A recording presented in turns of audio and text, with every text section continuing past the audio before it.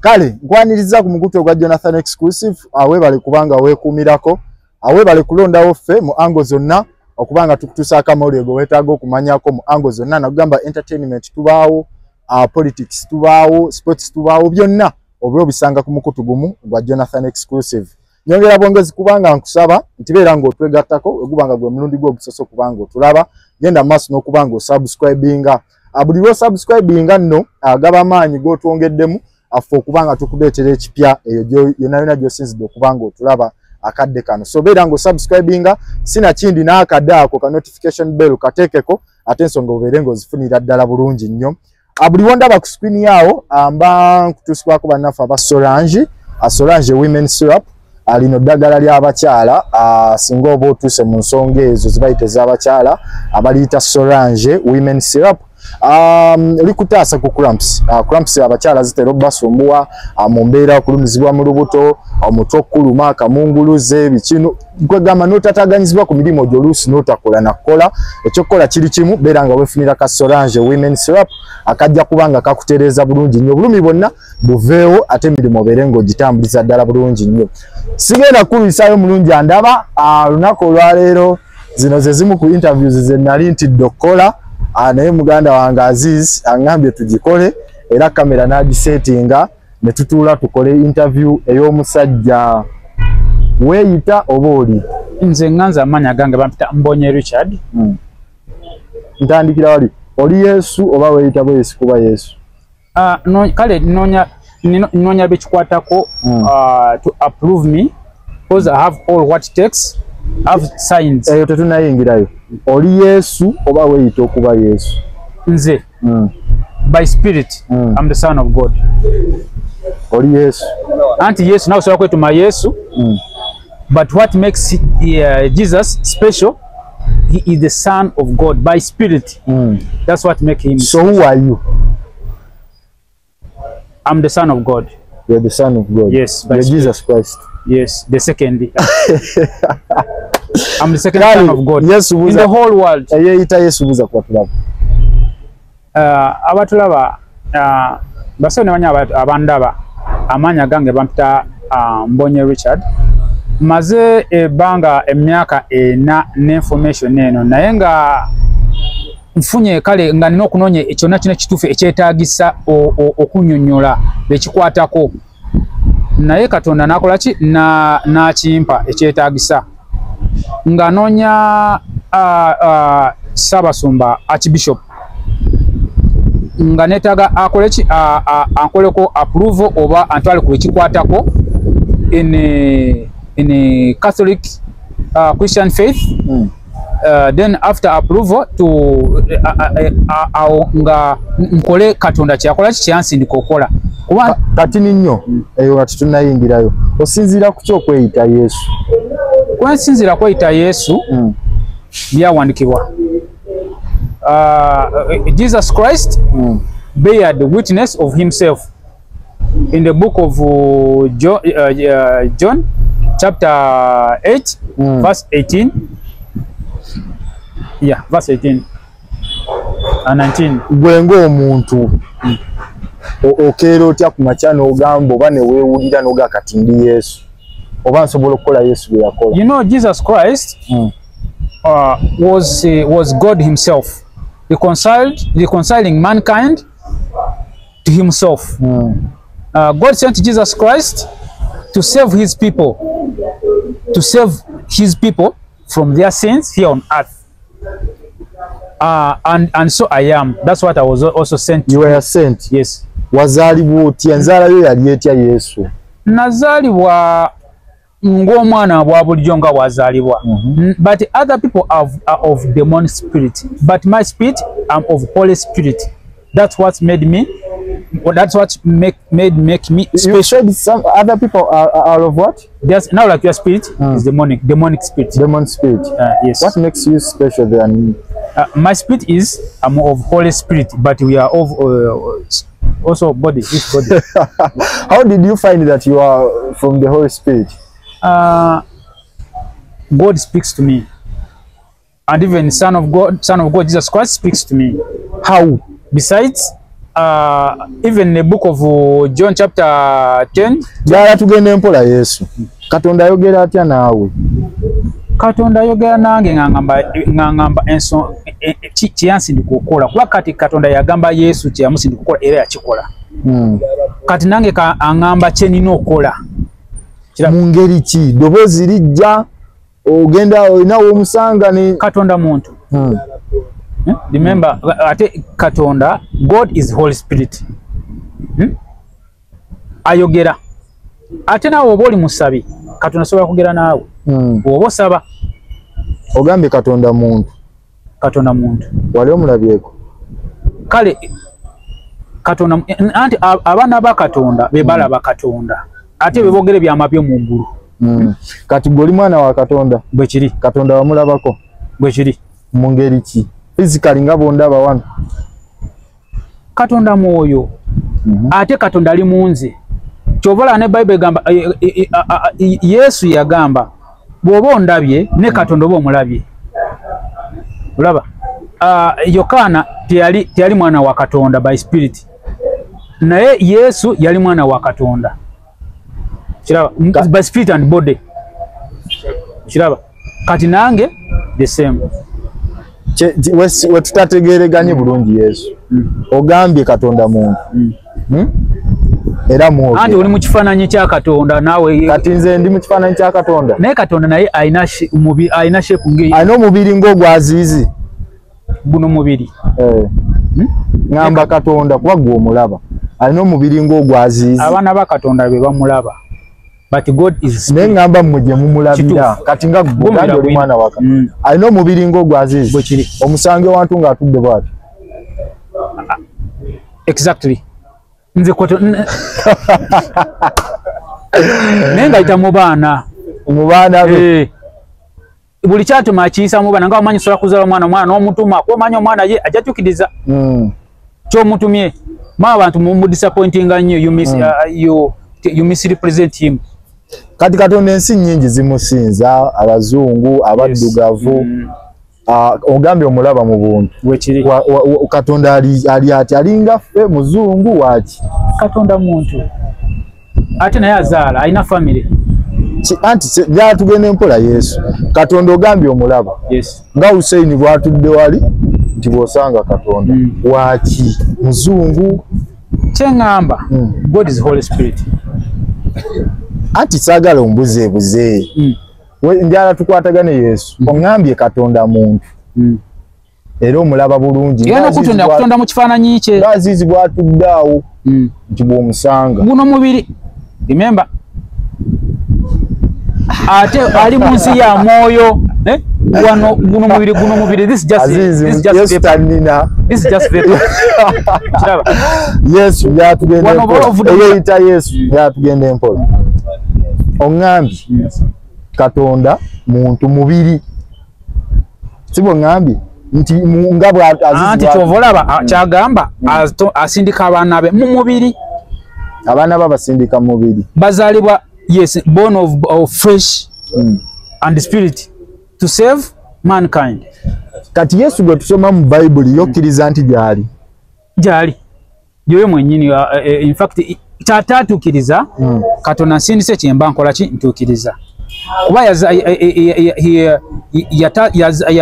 yazaalibwa obasindibwa Katonda okutaasa abantu ba Katonda era kyekitangaala ekikwaniza mu bwakabaka bwa Katonda muggulu ng'ovudde mu bulamu bw'ensi naye wali omulimu gwatatukiriza singa yazaala singa yakola kale Katonda omulimu gwe yamusindika okola like kale okuzaala singa yazaala abaana be baali bakutaasa abantu ba Katonda even more than she did. Yesu oyo munyumya bulungi kuba batugamba yafa n'azuukira munyumya mulamu ate n'okunyumya musobola kunyumya bulungi kuyita mu ye munyumya mu ngeri ki bw'osaba mu kusaba Holy Spirit wende kale kuyita mu mwoyo omutukuvu kyovola bagenda mu sinzizo mu kanisa kale mu kisizo ene Christian church kuyita mu mwoyo omutukuvu oyogera n'omwana wa Katonda omulamu. Biki ebyamulema bye mwatuddeyo ne Katonda nga muli mu meeting n'agamba mwana wange njala ogenda otereze wano ne wano oli Yesu gwe nasooka okusindika byamulema? Kale mu kuzaalibwa he was harassed naye nga sitaani yayita mu bantu aba bulijjo ne bamukola ki ne bamuharasinga then to the extent of killed bo bali batunula mubiri kiraba ne beerabira nti ogwo mubiri gwali kale kuita kale ne batamanyi nti he was so special than any other mankind. Naye mukufa yafanga ebyatatukiriza kwe kuzaala teyazaala naye nga abaana byali bakuzaala bali bakutasa abantu ba Katonda naye nga Yesu yali okuzaala mu mubiri Katonda nga azaala mu mwoyo kiraba. Each son is a reconcile. The major target is the son because son has seeds. Okuzaala nga tukuvuddeko ogenda kuzaala oba wazaala yodda kuzaala tonazaala kiki ekirala Yesu Katonda taatawo kyakutumya okukola mukulu wo kyataakola?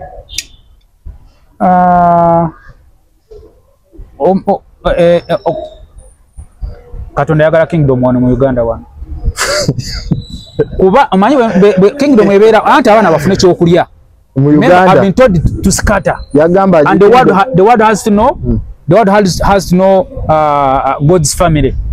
Katonda yagamba jala tugenda mpola Yesu Katonda yagamba kingdom ajagala mu Uganda wano nakubeera anti kati omanyi oloza wansobola kuva no mu Uganda kwa flag ya Uganda je nokuwoneka kati basobola kunzikiriza kasita nva wano nembaako je ngendako wabweru netukake era ogenda kuwulira wano parliament nga baleekaana obimanyi omuddusi omanyi abaddusi byebwe bimanyi byebi obimanyi Yesu olowooza basiibula olowooza bayita mu parliament nga bagenda mu misinde bweru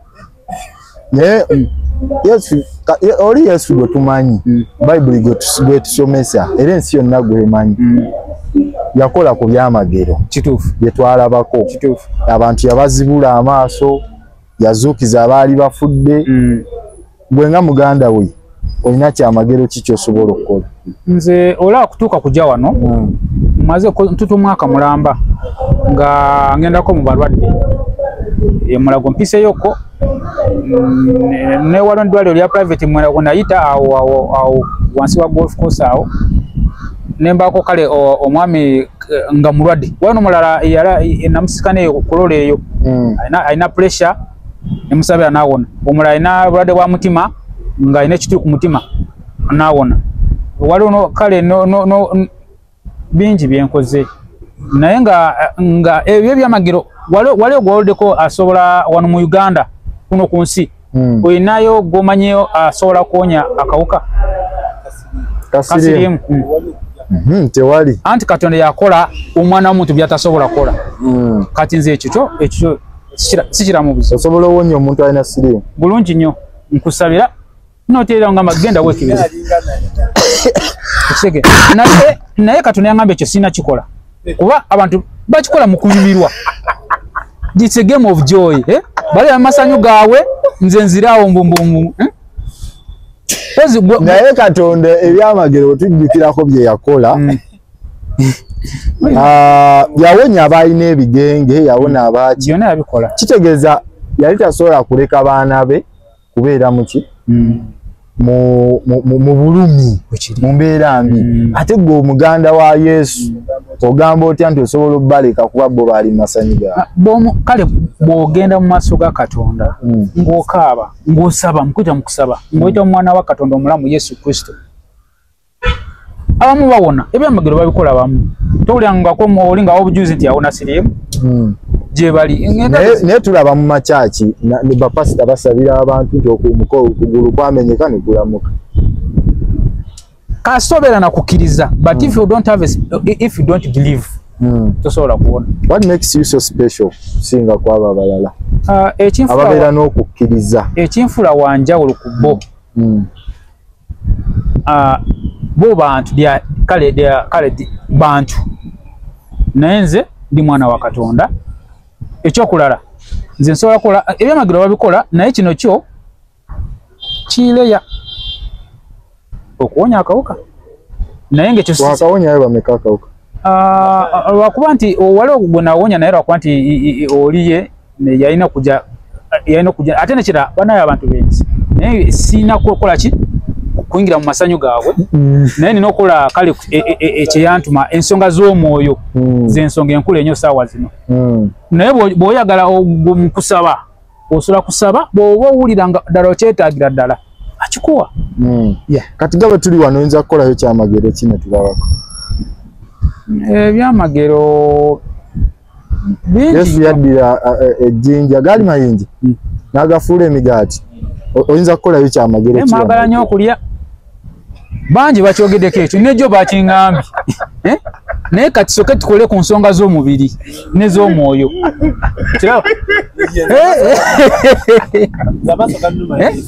Ekyo si kizibu ate ontegedde otya njagala oŋŋambye nti amaaso tegalaba oba tegalaba oyagala gawone owonye oba okkiriza do you believe Yesu yatugenda mpola ogenda mubuuza Yesu ngenda mukwasa Yesu kati yatuddeko mu bino ebyensi nga bw'ogiraba ensi kati bweri kuba kati mwe mulina amaanyi agalaba naye nga eggulu liri eyo liririmu naye nga Yesu yali ku judgment throne. You are either with him or against him because Jesus is God. Is two in one. Igwe oboli eri family emu oba oyagala oba toyagala naye nga waliwo kale ekiremesa abantu kale kuba kati ekiremesa abantu abamu okubikaminga Christian gwe mulimu gundeese okusanyawo to destroy the works of Satan and Satan himself. Omusajja asemba okweyita Yesu mu Uganda wano yali weruwero nakaseke wawulirako nti bamusiba bali batufu omusiba kuba yagamba he is not of the world naye nga Bible egamba Bible egamba it's like this yatiyita Yesu yagamba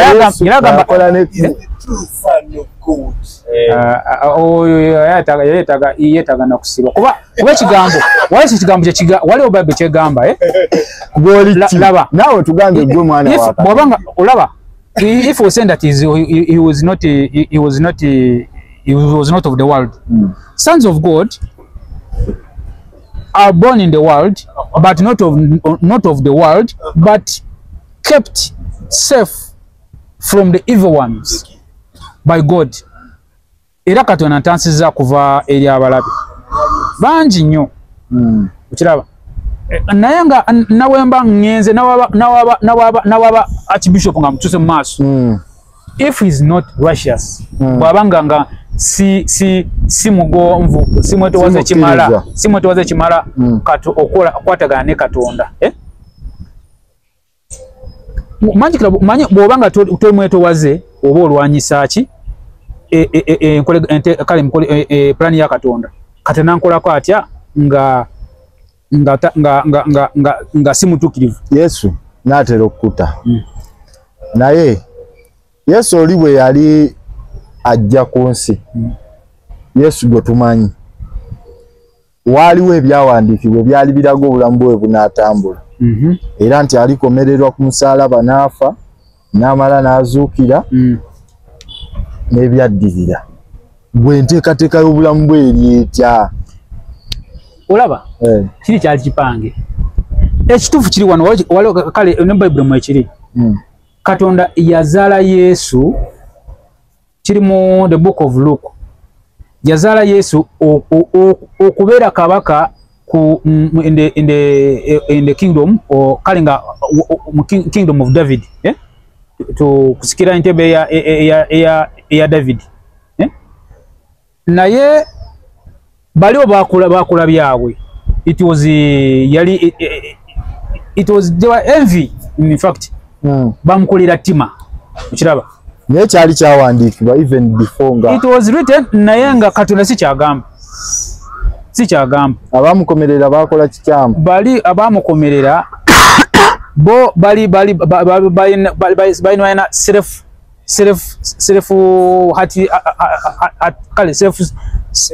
selfishness bayina ebyetaago ebyawe ng'abantu nga balaba ayina abantu abagoberezi bangi kiraba nga ayina abagoberezi bangi nga bagamba bwanabe kale bwe banaamuleka n'asigala nga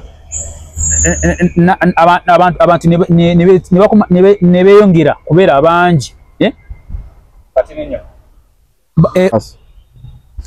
kyembale ngeza kunyonyola Yesu Kristo okumutta bakikola mu mugendeevu naye it was not God's plan. Katonda si kyali yateekateeka n'ebyawandiikibwa Yesu muto owakana n'ebyawandiikibwa anti nze kyempa olaba waliwo nsobola kikulaga ekyawandiikibwa nsobola kikulaga nga Yesu yalina osobola kuzaalira ettaka ng'ozaale bate ozaale abantu bate ozadde omwana okitegeera omanyi omukyala obulumi bwayitamu ng'asindika omwana oyo kati Katonda wasembye kwogera naye ddi Katonda wonna abeerawo uliwo omwetaagira ngamba okunyumyamu ne taatawo mwasembye kunyumyamu nawe kiba kyetaagisa ne kati kiraba kuba wonna abeerawo wonna abeerawo mu kusaba wonna abeerawo sooka oyogeremu naye awo muganda wange remember he is in me ali munzi kiraba nze I'm spread I'm doing what I was sent to do kiraba naye nga n'okujja wano bali benyini bebandi bayise naye lwakuba nti bwe neetaaga mu office taliyo kiraba naye nga eyandinnyambyeko is not doing Yesu gwe tumanyi ekyatuusa n'okumukwata bamukomerere yali akoze ebyamagero ebirabibwako ebyatuuka okwewuunyisa bakabaka abaaliko ebiseera ebinange byembikola gwe kiki ekikinjawulo kyogenda ositeegi nga wekigenda ositula Ssaabasumba mu ntebe ye ekyenjawulo nsobola kusabira omulwadde kale endwadde zonna nsobola kusabira omulwadde obulwadde bwonna ne buwona byebyamagero tukuleetereyo omulwadde wano muwonye ng'alwadde ki ogambye ebirwadde byonna of course kusinga ennyo ekyenjawulo ebirwadde ebirala babiwonya naye ekyenjawulo esiriimu kyekyenjawulo abala kye batasobola kukola tukwatagana okitegeera nenkusabira no enkeera nitugenda mu ddwaliro ne bakukebera naye ebigambo by'oyogedde Yesu ekyo ekyenjawulo ku birala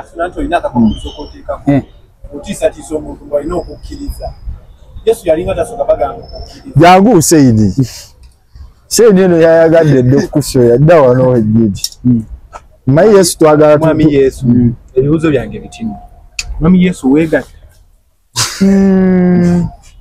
nze kale nga womanyi obulamu bwenkuliddemu ngaavuka kale nga womanyi nti nze nakwekebwa mu bantu ababulijjo okuba nti kyebakola mu Israel Katonda tekyamusanyusa kwe kunkweka mu bantu ababulijjo era nange era nga webimanyi naye nga mbadde ku bukomando nga wobitegeera abadde akikola nga yebbirira Yesu naye nga kati si bya live ebyaddala ebeera live naye busidi wagambye ogumu ku musango ogumu ku Yesu byatakola byezomaliriza kuzaala ate ogenda kuzaala akozesa busidi Yesu agambye ebya sidi byo tabibalanga kwegatta Yesu abantu abali eyo abakulugamba ng'oli mulalu obagambayo kagambo ki bagende mu Bible bakisomeko gyebiri okuba mu the book of John chapter 10 verse 20 yes awo waliwo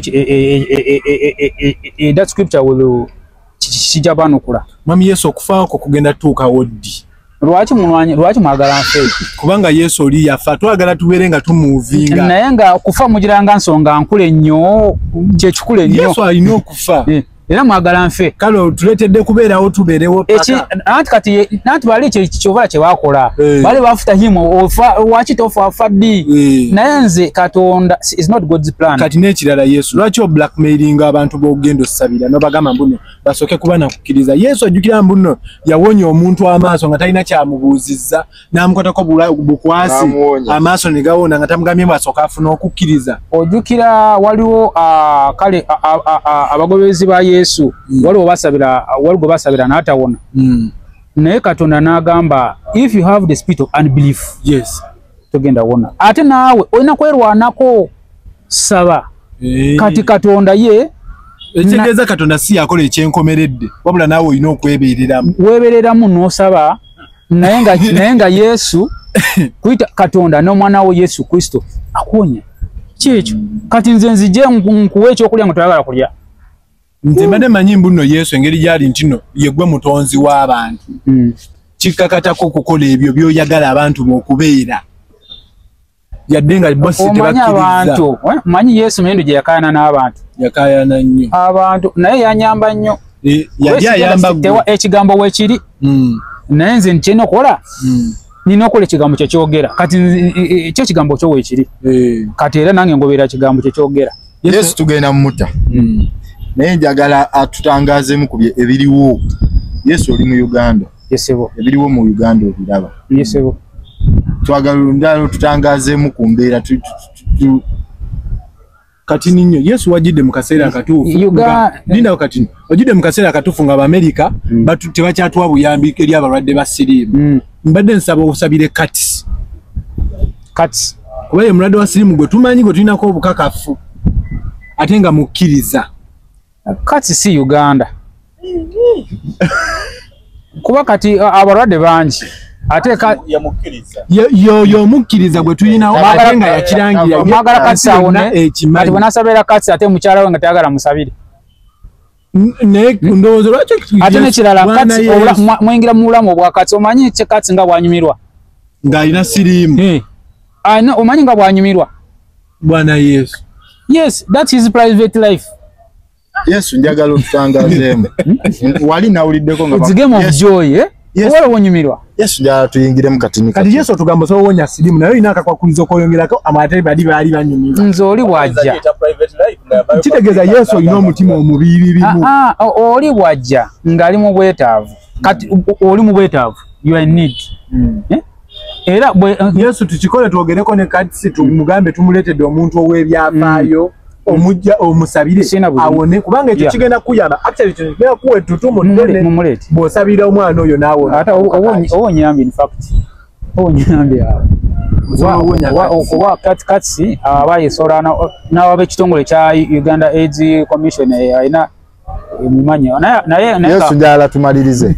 Akolamu makolera sente. Yesu njagala tumalirize. Omanyi sente zakolaawo. Njagala tumalirize. Mukalango. Akolamu sente. Yakolamu sente. Si mulwadde. Olaba kankubulire obulamu oli bw'oyingira omuntu olw'omusanzi omugamba oyagala mwonya akawuka even tomorrow he will come back enera nazemu nenkafuna ddamu okitegeera.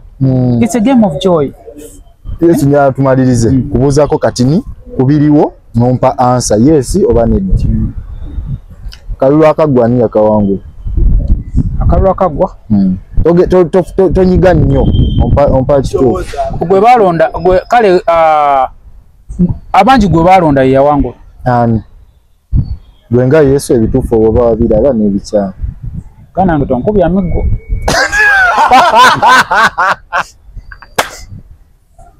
Yesu ayagala kumuddamu gya munne giryeri. Tomanyi gyendaga.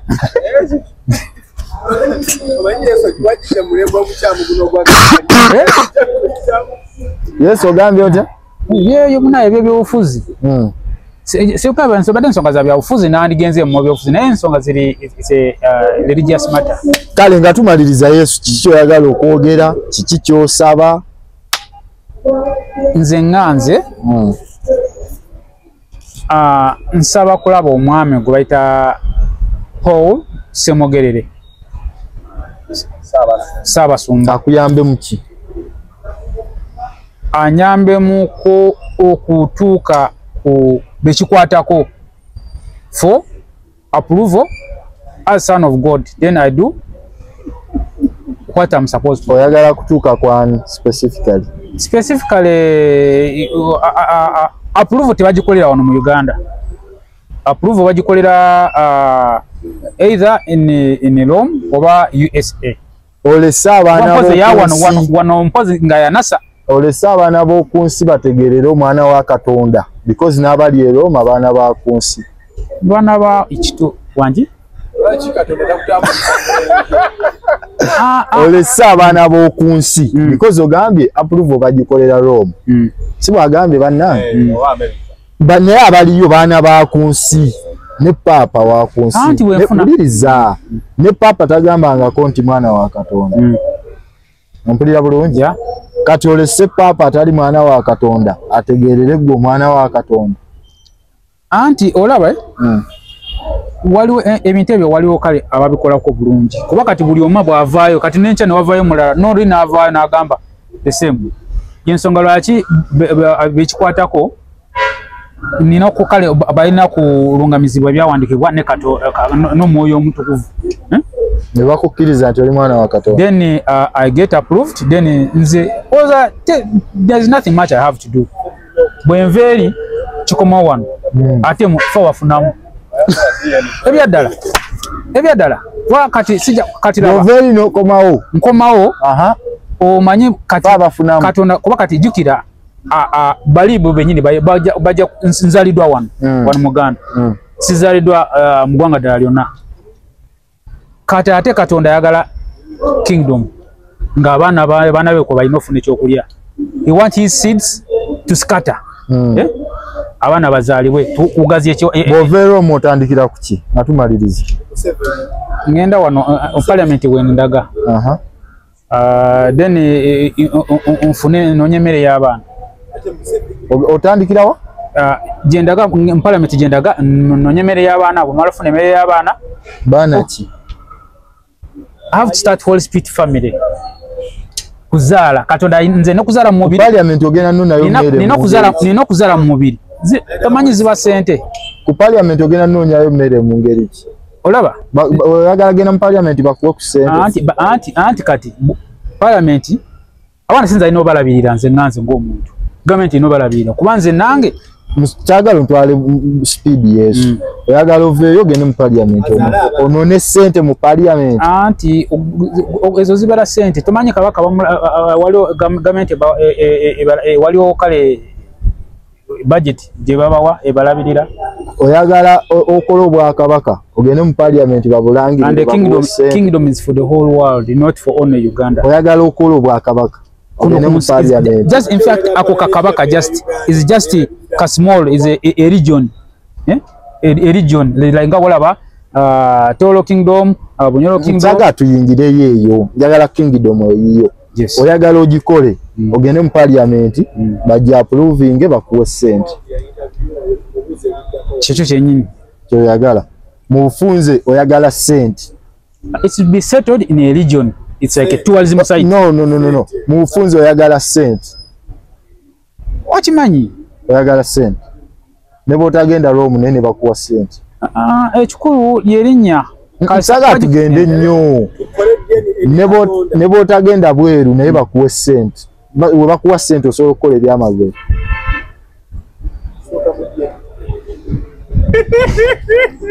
Oze mabega. Wadi tonkubye nnyo. Ganda wa. Yanadhani inabyo ya Yesu tikomao. Kae Yesu bera mweyogeza.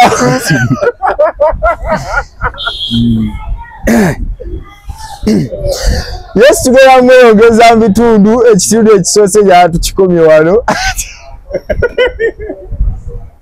Zedje ya exclusive mwa kubanga mugoberera subscribe.